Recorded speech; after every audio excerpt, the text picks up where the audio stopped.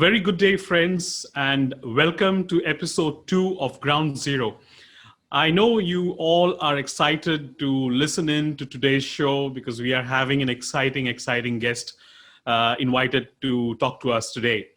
Let me briefly give you a, a vision of what Ground Zero Everyday Leaders is all about. As the name would suggest, Ground Zero is a program wherein it kind of encourages leaders on the field to come and have a conversation with us. And the way I've started it is I'm trying to bring in as many friends whom I've known who have been great leaders on the ground. They have contributed in ways that I know has affected the people around in many good ways.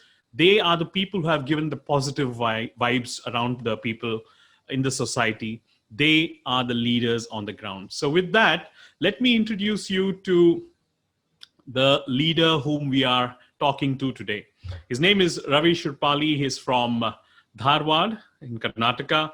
Ravi happens to be a well-known quantity to many in Dharwad. And certainly I know Ravi for many years as well. And it's a pleasure, Ravi, to welcome you today.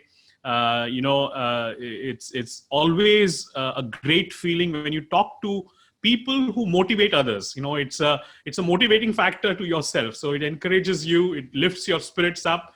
And thank you for accepting my humble invite. Ravi. Thank you, Alan. I'm equally excited to be in your show, Ground Zero. So hope we'll have a nice time. Thank you so much. Yes, I'm looking forward. See, Ravi, I could have actually punched in a good, nice introduction of what Ravi Shurpali has done in his career, the successes that you have, achieved in life. But really, when the name rings a bell to me personally, the person who comes to mind is an athlete. I see so much of a mid-40s person getting so enthusiastic about being an athlete, and there are very few who do that. Of course, the culture of sports in India is evolving, but you are setting a great example. I mean, I've spoken to people, and you are being called the Iron Man of, let's say, North Karnataka, if not Dharwad. Okay, so I cannot but start this interview by asking you, how did this all happen? Where did this sports thing come to you, Ravi? Alan, to be honest, I was never a sports person in my school or college days. So I used to play cricket like everyone does, every kid does in India.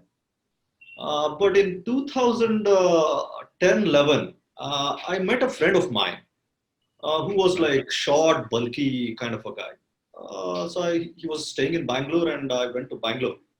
And that when I met that guy, I was surprised to see him. Like, he was looking lean and fit.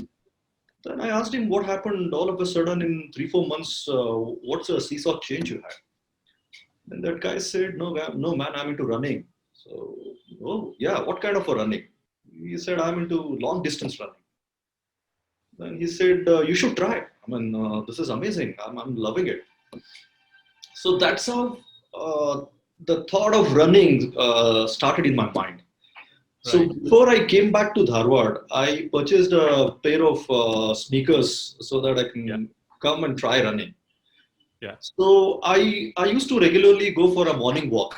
So then what I started doing is I started running 100 meters and then walk the rest of the distance.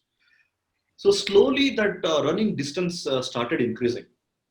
So then within months, I could see that I could run 5 kilometers in 30 odd minutes, nearly 40 minutes. And I was enjoying it like anything. So that is how the bug started. So right. Then I started running 10 kilometers, 21 kilometers. So this long distance running got into me. And the first great experience I had year 2011, where I participated in Goa River Marathon. So that was a great experience to run in Wasco with so many runners around India. And I had great fun. I mean, it was a half marathon, 21 point odd kilometers. So I think I finished in 2 hours, 37 minutes or 38 minutes or something like that. So, but that experience was so good, so nice. So I felt I've done something in my life. So that's how the journey of my running, and then eventually which led to a triathlon thing started. Mhm. So then what happened is I became a very regular runner. I participated in many half marathons. So participating in these marathons gave a different kind of a kick. You meet Yeah. so many people across the country who come from different backgrounds and who are doing so well in their respective fields. But still they gel together, they come, they run, and it is like a celebration. So I was Mhm. loving each and every part of it, not only the race, but even the practice runs I was doing every day morning. Yeah. So it kept me fit, agile, and basically I loved it. To be honest, I really loved it. So in 2016, I was working out in a gym, and one of my friend who was much older than me, he Right. said, "I brought my bicycle. Why don't you go and try? Just go and have a ride and come back." Then I just took his bicycle and I rode on Goa Road, that Aldamar Goa Road. And Yeah. by the time I came back, without knowing, I had finished 25 kilometers. So that was my first ride on a bicycle, and I thoroughly Right. enjoyed it. So Mhm. this is, I don't know what, I mean, the kind of maybe the increase of dopamine levels or decrease of cortisols, whatever they say. But I got hooked onto it. Like, I mean, I started Absolutely. running and cycling very regularly. I Right. bought a bicycle and I started riding that. So I used to ride about 30, 40 kilometers every time I used to go. So the journey started like that. And eventually my friend forced me to register for Goa Triathlon. So Right. triathlon is an event where you need to swim, then cycle, and then run. So that was a Olympic distance triathlon, and where in Bambolim we had to Yes. swim for 1.5 kilometers, then come back and cycle for 40 kilometers, then come back and run for 10 kilometers. Right. So this is like which we had to finish, I think, in 4.5, 5 hours was the timing. So I started training for that, and I had a professional. There are professional coaches in India. I mean, who train you for that? It's a basically long distance coaching.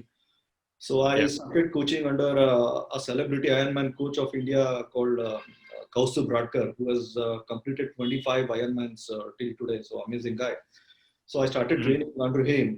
Then the day came, but I was a very poor swimmer. I mean, I hardly used to swim.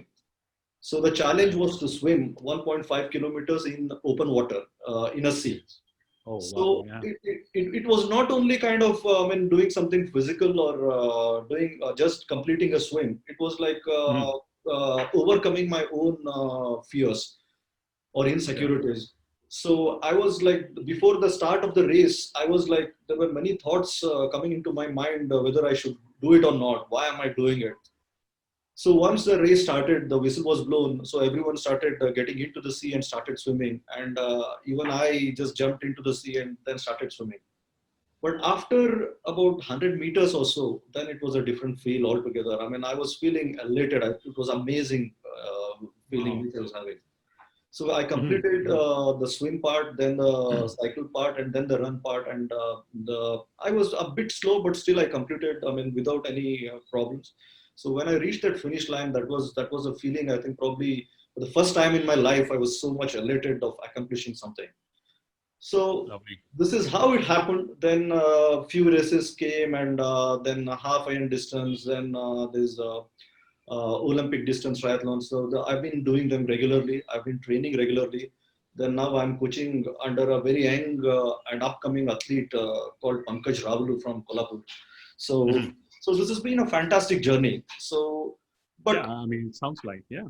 yeah, Mhm. and the side effect of it is like you are healthy, I mean, you are agile, and it transforms you as a person because every long, I mean, overhauling target or a goal, you break them into small pieces and you start achieving one by one, so that Yeah. ultimately you reach your destination.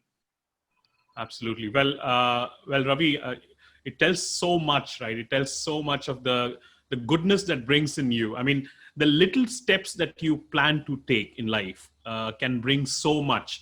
And who'd have thought that that little run that you had, that first run in 2011, 12, could have probably brought you to a distance. Now, probably, there are people who probably use you as a courier service. Ravi, take my envelope and go to Dandeli and please deliver this and come back, please. And probably during the pandemic, that works. But man, it is indeed such a thrill to be listening to you. And I'm sure, people even listening today, even if one of us, even me for that matter, gets motivated by that first few steps by listening to you today, I think that itself, I think you would feel the fulfillment, isn't it? I mean, the fulfillment is always when you can give back something to the society, and even in form of motivating somebody, especially when it comes to health. I think that itself is a great feeling, and then you have alluded that in what you experienced after that first 100 meters and that final milestone at your Bambolim event in Goa. So, viewers, that reminds me to tell you that Ravi hails from Dharwad. In fact, my native place as well. My mother's place is Dharwad. I live in Goa, so I have a little bit of affiliation, as you can see, between where Ravi lives and where I come from. So, Ravi, I have this other question, because there are two things that I associate you with. One, of course, we've already touched base on, that is sports and your love for triathlon and so on and so forth. And the other is your philanthropic nature. And that comes to mind when you have been involved so heavily with the Rotary, right? And you are a Rotarian, and you have held offices in Rotary. We know that you've been a past assistant governor, and so please tell us a little bit about your affiliation with Rotary and how did that all come to you? Yeah. Alan, when I say I'm a Rotarian, I always say I'm a proud Rotarian. So I'm so proud that I joined Rotary. So I think it was in 2007 or 8, one of my friend invited me for a talk in his Rotary club in Harvard. So it was about some tax saving or something. So he invited me to his club to deliver a talk. So I went there. It was a half-an-hour interactive session with the Rotary members. So then within a week's time, they invited me to join Rotary. So I'd been in touch with Rotary because my father was a Rotarian, and so I was a president of an Interact club during school times. So which is an arm of Rotary for school children.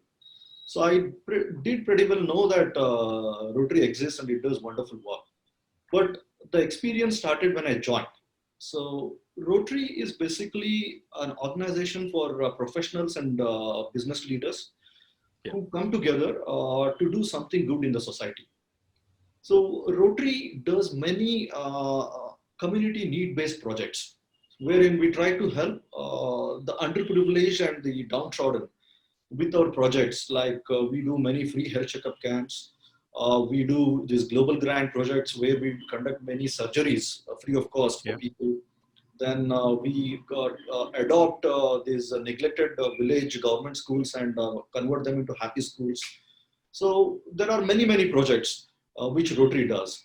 So I was like, see, as an individual, whether me, you, we always want to contribute something to our society. But what happens is, as an individual, I have my own limitations. I want to do something, but I don't have that bandwidth. I don't have that kind of resources or that kind of manpower where I want to do something where I can go and execute it. Sure. But Rotary exactly helps you in that. I mean, people like you and me, they come together, they form a group, they contribute the resources, plus it is supported by other Rotarians across the globe. Then they do a project. So like that, whatever you can't do individually, Rotary helps you to do collectively. So this association with Rotary, grieve me. I grieve as a person when I joined Rotary. I'm being honest. So the other side of Rotary is, it is not only the philanthropy part. It is another part is friendship and fellowship, where you meet people across different sectors, different cultures, who come from different backgrounds and different fields, different vocations. So they come together, they join hands, and working with them and managing a team wherein there are different kind of people is a great experience. And it develops a lot of leadership qualities. It gives you great friends throughout life in different areas around the world.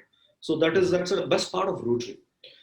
So I believe as a Rotarian, I worked at club levels first. Then I was Yeah. a secretary. Then I became a president. Then because I performed well. Then I was eventually given assistant governorship, and now I'm a district secretary. So it is like you have to grow in a particular ladder in Rotary.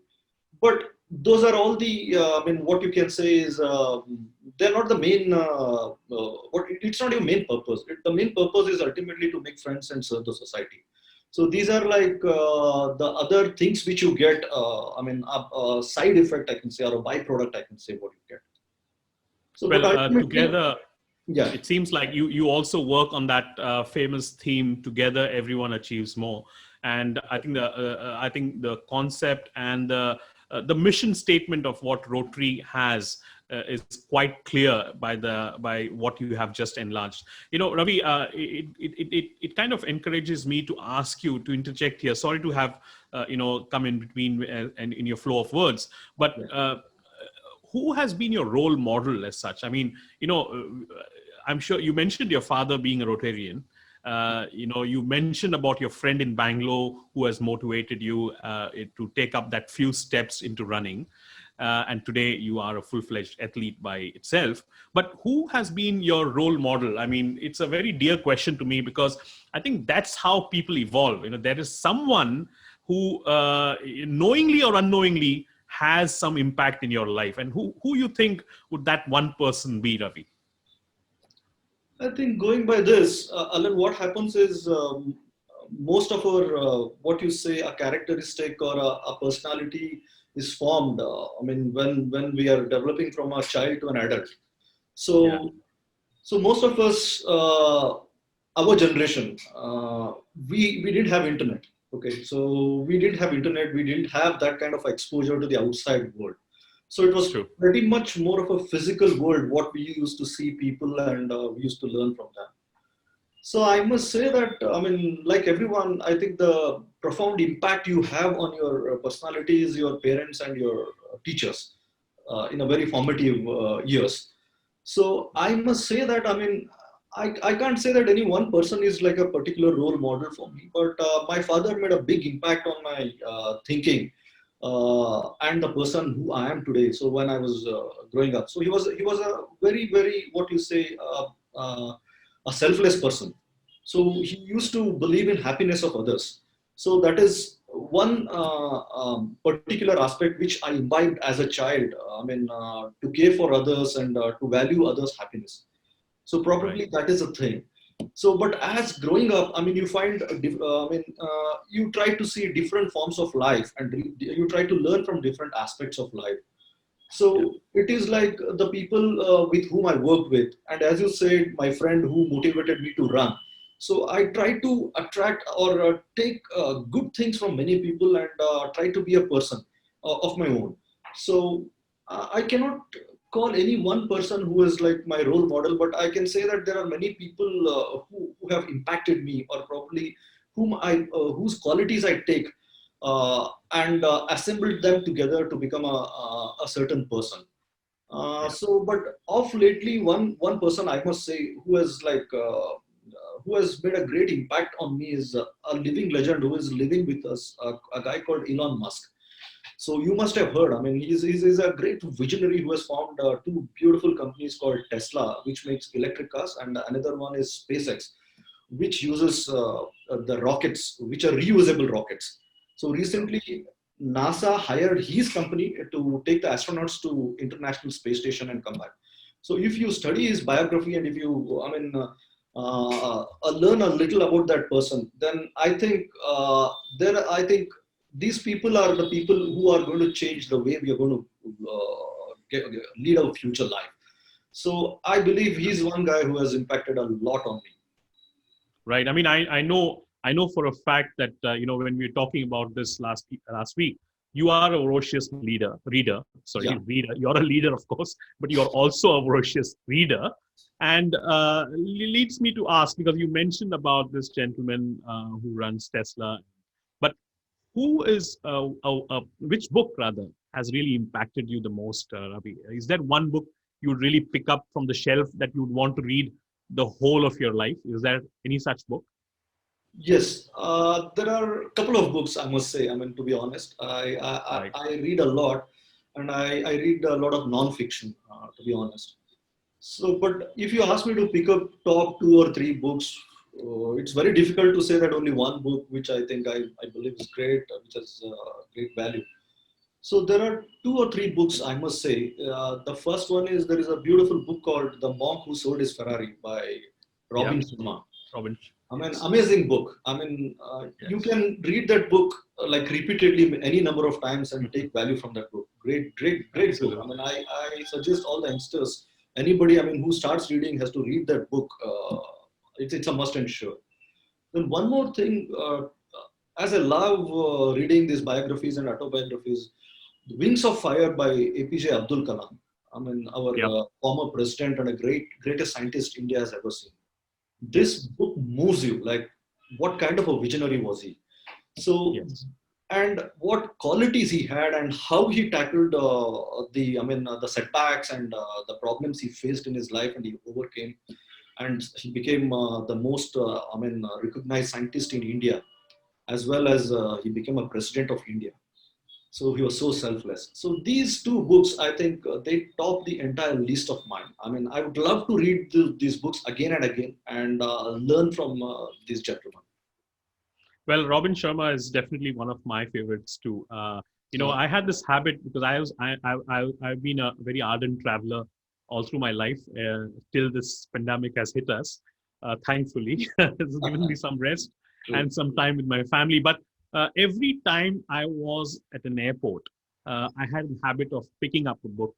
And today, if you pick any of my books from the library, you will see that it has the airport name on the book and the date I picked it up.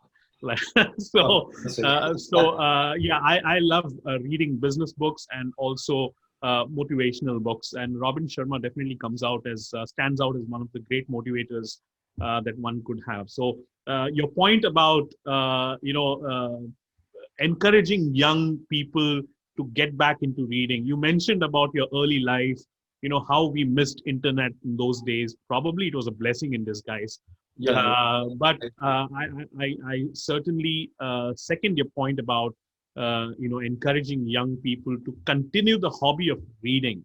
It is such there's a lot of difference when you read things on the net and when you read a book, because I think there is some personal touch to having a book with you versus having something read on the net. And that, I think, is clearly seen in many of the uh, talks that I have with people around me. And it certainly shows that you have the same sort of vision about it. So, Ravi, you know, one question. I run this very small enterprise called Leadership Studio, and the title itself, Leadership, is my favorite title.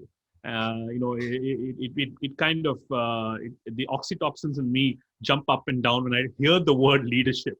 What is your take on leadership? What do you think? What is your definition of leadership? Because let's say I give a workshop on leadership, and I struggle to give the exact book definition of leadership because I don't think there is a real definition for leadership in one sense or the other. But because there are many ways to define leadership, what is your take and what is your version of the definition of leadership, Ravi? That's a great question, but a very difficult one to answer, as you said, Yeah, because yes, because it's such yes, an inclusive term when you talk about leadership. So, absolutely. but I'll give you my take on leadership, what I understand or what I think of leadership. So again, it starts with one more great book by Robin Sharma. Leaders have no title. Okay, there's no title for leadership. So you can be leader at whatever position you are right now holding in your life. Like, you don't need to be a top-notch CEO or a CFO of a company or a head of a political organization or some NGO to be a leader. So wherever you are, you can become a leader. And second thing, I believe it is my thought is leaders are made; they are not born. So it's all about the challenges and the setbacks and the roadblocks thrown at you, I mean, it shapes you as a person, how you overcome that. So when you talk about a leader, leader has to be someone who takes his team or people along with him, who has a vision, who has a particular goal or objective, and he makes his team to believe in his vision and take them together. And not only take them together, be with them and support them and also like guide them. So when they're going towards a common vision or a goal, a leader basically has to be selfless. He has to be a guy or he has to be a person who is decisive. He has to take decisions.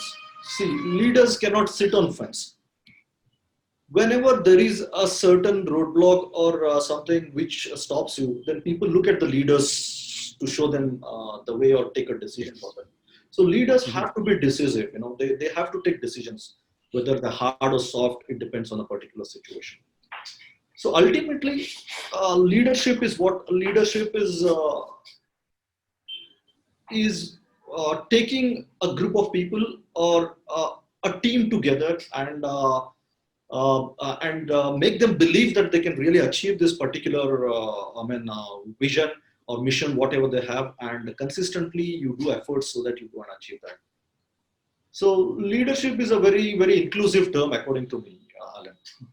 I completely agree. It is a very broad term, and but you rightly mentioned, there's no title when it comes to leadership. You don't have a title. You are a person on the ground, and this is why we have this program called Everyday Leaders. And I would love to have many people who just like you, Ravi, would come out there and share with us their experiences, because I think we learn so much from people like you, and I think that really is something which people would want to listen in and would want to take a point of view and also try and become a leader themselves. But Ravi, we don't end there. We have a couple more, questions that I would want to throw at you, because you have been very humble, and I think the way I've started this, I could have introduced you as the CEO of a great venture that you're running. You are running an enterprise. You're an investor. I think people will jump on you. You are a tax consultant, and you are the founder CEO of RS Ventures. Is that right? RS Yeah, Ventures. yeah, yeah, yeah. So, and plus you're a director. Now I know you've been very humble in saying titles don't matter. That's fine. But here is a person who has titles under him and yet so humble. Now, how do you balance all this in your life, Ravi? How does, I know you got a family, you got a beautiful little girl whom you have to take care as well, and you have all this around you. I mean, it seems like a bag full, and you still seem to have that charmness and yet the calmness on your face. How do you manage all this, Ravi? And then basically, it is about setting your priorities in life. I think for anyone, not only for me, anyone, the most important priority in their life is their family. Then comes their work, and then the social obligations. So I try to mold my life in these lines. But yeah, it is more easier said than done. I mean, there are many times where it becomes very difficult and stressful, where you take your work home or where you get certain things at home to your work. But Yes. yes, as professionals or as the entrepreneurs, so that's a drive which kicks us in and which makes you wake up every day and try and face these new challenges every day. But I think I mean my this thing my time I spend on myself. I spend at least 1 or 2 hours on myself every day. So that is whether it is cycling, running, or swimming, or kind of meditation, or whatever it is. Then I start my day. I'm a very early riser, so I wake up very early and start my day. And so that 1 or 2 hours I spend on myself, I think that is keeping me on. I mean, that takes me on, and I'm so happy, and I'm so, I mean, like kind of in a very good mood to spend my entire day. So I'm not a very, very busy kind of a person, but still I think I'm able to manage my time well because of all these, what you say, kind of these kind of routines I have in my life. So I don't find any difficulty in that right now. I mean, managing things. So hopefully, I mean, right now I'm very happy with whatever I'm doing. Well, you definitely seem to be an early riser, and why not? It all pays off. It all shows and reflects in your everyday life. And Ravi, I have one last question for you. And what would be your message to the young aspirants around us? Because we have gone through our life. We are probably halfway our life, uh, but we have the young generation who have been hit with such a huge pandemic that it has really affected, of course it has affected every person and every walk of life, but the young people who are caught unaware, they have not even seen little of their lives, are caught unaware of the situation. What advice do you have for them? Okay, I think, see, first thing we all must understand is that life is full of surprises. I mean, if you can't predict one thing in, I mean, is there, it is life. So it is full of surprises, full of unexpected things, twists and turns. So every human being, irrespective of his age stage, should always be ready about this. I mean, and whatever comes. So there is one more thing, which is a permanent thing in life is nothing is permanent. So everything changes. That's true. So yeah, and even this pandemic and this effect, which we call it as a new normal, I mean, it is going to be a normal thing in our life. We need to live with it. So it is also not going to be forever. I mean, it is certain. It will be there for certain point of time. Then probably we'll have vaccine and vaccinations which will come to market, and probably we'll start our normal life. But this is not the end. We may again face something like this in future, maybe in some different form altogether. But see, the important thing is there are few things in life which you cannot control. But what can you do about it? So it is the way you respond to it. It is either you get bogged down by it or you take it as a challenge. Not only as a challenge, further, I suggest you take this as an opportunity and start working on it. So I'll just quote a very small example. Like suppose we had a talk show like this in earlier days, pre-pandemic days or whatever it is, or some meetings. We used to travel physically, meet each other, then discuss the same thing. So what was the time lost in that? What was the resources we used to spend on that? Now see, we are making the best use of technology. I mean, we are virtually meeting and I mean, spreading the same message ultimately. So Absolutely.